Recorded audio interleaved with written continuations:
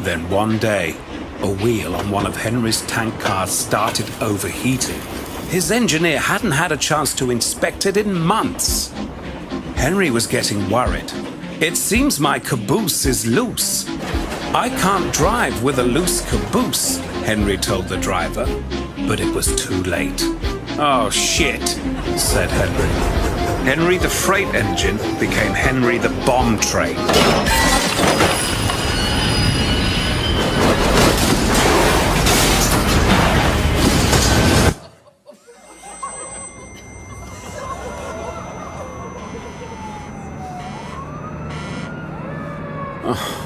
Ah, well, thought Henry.